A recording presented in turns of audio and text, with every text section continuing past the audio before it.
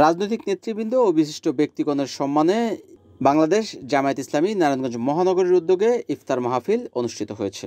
শনিবার 22শে মার্চ নগরীর বাংলা ভবন কমিটি সেন্টারে এই ইফতার মাহফিল অনুষ্ঠিত হয়।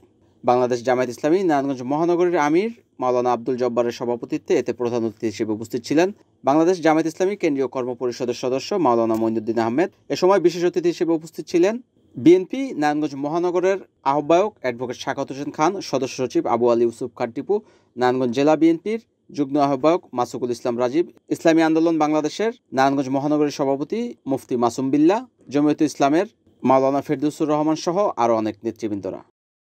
ওই ফ্যাসিস্ট সরকার জামাত বিএনপি নেতাদেরকে এক জায়গায় ফাঁসির আসামি না হয়েও আমাদেরকে ফাঁসির সেলে রাখা হয়েছে। আমরা সেখানে গলাগলি ধরে ঘুমিয়েছি, এক প্লেটে খেয়েছি, এক প্লেটে থেকেছি। আমরা চাই বর্তমানে ফ্যাসিস্ট সরকার বিদায় হয়েছে, দেশ গড়ার সংগ্রামে আমরা সকলকে, আমরা যারা গত 15 বছর ফ্যাসিস্টদের বিরুদ্ধে আন্দোলন করেছি, সবাই সেই একইভাবে জেলখানায় আমরা যেমন থেকেছি গলাগলি ধরে, আমরা এই দেশকে গঠন করব গলাগলি ধরে একসাথে থেকে। আমরা সবাই ঐক্যবদ্ধভাবে এই দেশের মানুষের ভোটের অধিকার প্রতিষ্ঠা করব।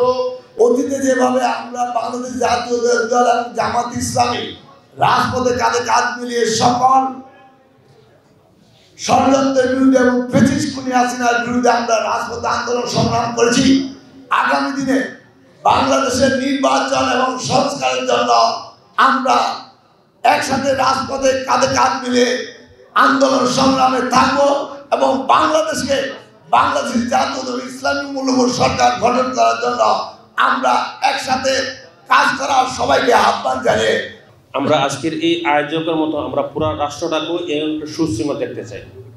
যদি আমরা দেখতে চাই তাহলে আমাদের সকল দলের মতের মানুষকে পরস্পরে মিলেমিশে আমাদের কাজ করতে হবে। আমাদের মধ্যে অনেক ধরনের চিন্তার ভিন্নতা আছে, বক্তব্যের ভিন্নতা আছে, রাজনৈতিক দর্শনের নানা মত পার্থক্য রয়েছে। এরপরেও দিন শেষে হচ্ছে এই বাংলাদেশটি আমাদের এবং এই ভূখণ্ডেই আমাদেরকে বাঁচতে হবে। আমরা পার্শ্ববর্তী দেশে অনেকেই পরিকল্পনার ফাঁদে পা দিয়ে আমরা কখন নিজেরা নিজেদের সর্বনাশ ডেকে আনছি অনেকে কিন্তু এটা কল্পনা করতে পারছি না। সেই জায়গা থেকে রাজনৈতিক নেতৃবৃন্দ, সুশীল সমাজ, এই দেশকে নিয়ে যারা গর্ব করেন, দেশ নিয়ে আগামী দিনে যারা স্বপ্ন দেখেন, সবাইকে বলতে চাই, আমরা যদি একটি ঐক্যের বাংলাদেশ গড়তে চাই, সমস্ত শত্রুর সমস্ত ষড়যন্ত্র মোকাবেলা করে যদি আগামী দিনে যদি একটি ন্যায় ইনসাফপূর্ণ রাষ্ট্র প্রতিষ্ঠা করতে চাই, তাহলে আসলে আমাদের ঐক্যবদ্ধ থাকার কোনো বিকল্প নাই।